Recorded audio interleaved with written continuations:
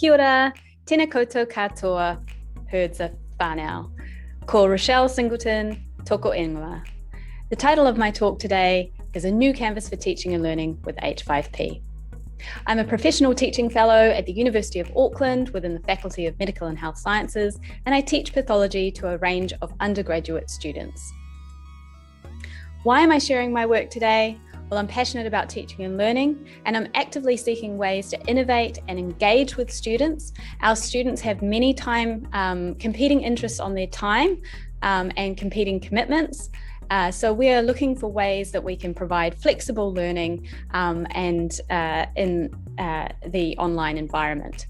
We also wanted to provide our students consistency in feedback and a fast turnaround of our practical assessments, as well as address staff workload. So the key questions I set out to answer was, could we use this H5P tool to support active student learning? And does the automated marking of our H5P interactive content reduce staff workload, yet still provide a high level of consistent student experience and feedback? And how effective are H5P assignment results and the student drill down reports that are provided in H5P at informing staff on how to more effectively use their contact or face-to-face teaching time? So we in the STEM subjects understand that active learning boosts examination scores and lowers failure rates. What do I mean by active learning? Active learning simply means students doing things and thinking about what they are doing. So metacognition, and this often happens through student feedback methods. So the automated feedback that can be provided in H5P can potentially open up a student to instructor dialogue, even in the remote setting, and improve our learning methods and teaching methods. So the aim of active learning is just to provide opportunities for learners to think critically about the content that we are teaching them through a range of different activities. So how did I propose to go about doing this? Well, I came across H5P. This is a tool. This H5P stands for H5P HTML5 package. It's an easy to use interactive content creator, which allows you to create lots of different learning interactive types, such as the interactive presentation, which I am showing today, as well as interactive videos, quizzes, multiple choice questions, drag and drop, etc. It's an easily used tool. H5P content can be created by anyone and can be shared and reused between different learning management systems. It's an open source tool, which is currently used by over 100,000 websites. And importantly for me, the tool is designed to be used without knowledge of coding. So if you go to the website, h5p.org website, you'll see that they offer over 39 different interactive content types that you can create. Each one of these symbols represents a different content type. So I'll just give you a quick show of a few of the content types and what they look like in my course presentation. So students can receive a score, sound can be incorporated, as well as feedback. This is a more complex drag and drop. Students can attempt the question and they can check their answers, receive a score before having another attempt. Students can even enter in their open-ended answers to questions and save their responses or export those for assessment later on. But the question type or the content type that was most appealing to me at the beginning was this one called quiz or question set. So this allows me to be creative and to combine many of these question types into one assessment format. So pre-2019, I was developing these critical review article assignments, which were developed to get students engaged with the wider literature. So what would happen is we would find a relevant review article on a specific topic in pathology. We would get students to access that article. This is an open source article. They would read that article and then they would answer a series of questions which the teacher had had developed to get them to critically engage with that article content.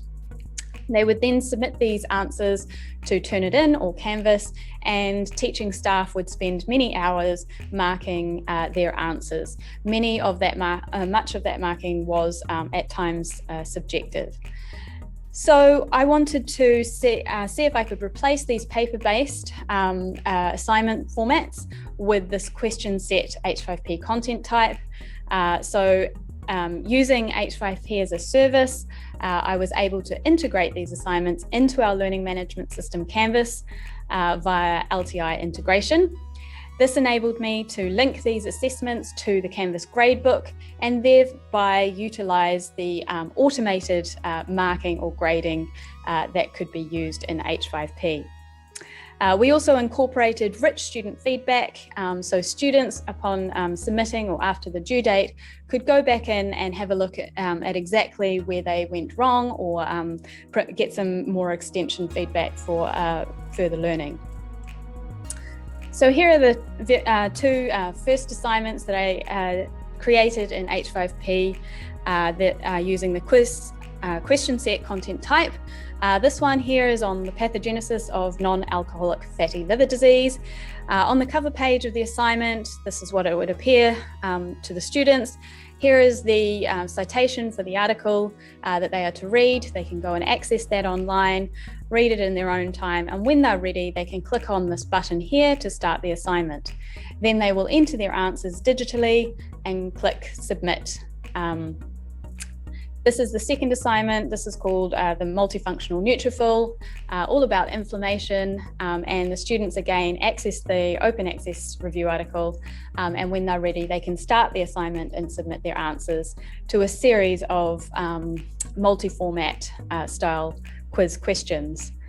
So I will give you a quick demonstration of one of these assignments. This is the pathogenesis of NAFLD.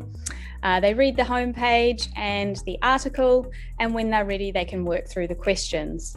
So this is an example of a multiple choice question. This is a single choice question, another multiple choice question. And here we've incorporated some of the histology images from the review article itself. Students are to accurately label those histology. This is a drag and drop table style format, and this is a free text answer entry. And incorporate hints and tips to the students about what we're expecting them to answer. This one's a slightly more complex one with multiple hints and various options to be included. So you'll notice that as I'm attempting these questions, my progress buttons here are turning blue. This tells me that I've completed or at least attempted the questions, and I can go back and forth as I please using these arrow buttons. Here's a slightly more complex mind map. Students are to fill in these answers based on the clues provided and the keywords. The mind maps are really getting the students to critically think about what they're reading. Okay, so once the students have completed the digital entry of their answers, they get a prompt asking them to check their answers, reattempt or attempt questions that they may have missed. And once they've attempted all questions, they can click and they will see this finish button, which is the submit button. Once they submit, they get a little exit video, and then they're shown their score. And then after the due date, they can go on to click show solution, and then they're able to go through some fairly comprehensive individual answer level feedback on their attempts. They get a score, they can see where they went right and where they were wrong in red, and can reattempt it for formative learning if they wish afterwards, as well as giving them advice about where to go exactly in the review article or for extension reading as well if they want to follow up for further learning. What we saw was an increase in mean assignment grades from A+ compared to the previous year, where the mean was B+. So initially I thought maybe we had simplified these assessments too much by converting them into the digital style format of questioning.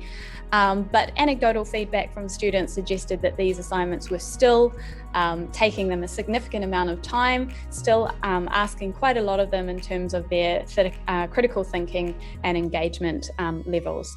And I really like this comment from a repeating student who failed the course the previous year, which indicates that the change in format of these assessments was actually making it more, the question format a bit clearer for students, because some of the questions may have been a bit ambiguous previously.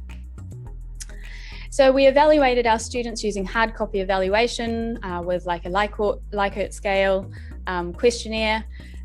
We get typically very high response rates with our paper-based evaluations. And we were able to gauge whether students felt the assignment marking was timely and whether the grading was fair, and compared this with the previous year's format for these assessments. And what we saw was that there was a marked increase in students who strongly agreed with this statement in 2019 with the change of format. Students felt that the feedback provided in the automated form on their assessed work was useful. We saw an increase in those who strongly agreed with that statement in 2019 compared to 2018. And importantly, in the open-ended section of these evaluation forms, we saw no comments citing inconsistent marking or unhelpful feedback comments by the teaching assistants. So this resulted in a lot less marking moderation from my end. And they felt that the lab assignments and sessions of which these assessments were a part of helped them to learn, and agreed with that statement. We also found that the students enjoyed doing them, they found them engaging, and they were accessible to students who were working remotely, and they were able to receive that feedback in a timely manner. We also released university summative evaluation tool evaluations. So these are online evaluations. We typically get a much lower response rate, but the general feeling about the digital resources that were provided in this course agree with the hard copy evaluation. So students felt that the digital resources in this course helped them to learn. We saw a marked increase in students who generally agreed with that statement. And students were satisfied with the quality of the small group teaching and assessments on this course, and we saw an increase in that as well. So that was the student perspective. From a staff perspective, many hours of marking and moderation and rubric making were saved, so I could better utilise my time during the semester for one-on-one conversations with students and for face-to-face teaching sessions, instead of spending hours and hours marking. There was less time interacting with our teaching assistants and modifying rubrics and ensuring consistency in marking. And as a result, this meant that we had significant cost savings for the department. And I should point out here that this is despite steadily increasing student enrolments year on year. So marking load was lighter, and that was reflected in the hours that were submitted by teaching assistants. I've included the 2021 teaching hours here as well to show that this is being maintained with the digital format of some of our assessments, and we saved the department a significant amount of money. But I think I want to highlight here that the stress of not having to meet really tight deadlines for the marking during the semester and getting many emails from students saying, when are we going to get our feedback? When is our marking finished? I've continued to use H5P content in my teaching. I've now gone on to develop a wide range of online engaging interactive content using interactive book, which has been enabled increased engagement even during the face-to-face lab sessions. We have been able to deliver engaging online practical labs during the COVID-19 lockdown when everyone was working remotely.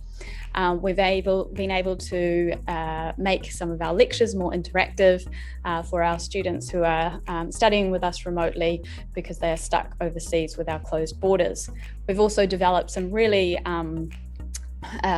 content-rich pre-lab and post-lab quizzes, which have made some of our quiz material a little bit more authentic for pathology students. So the students have been really positive about the H5P interactive content.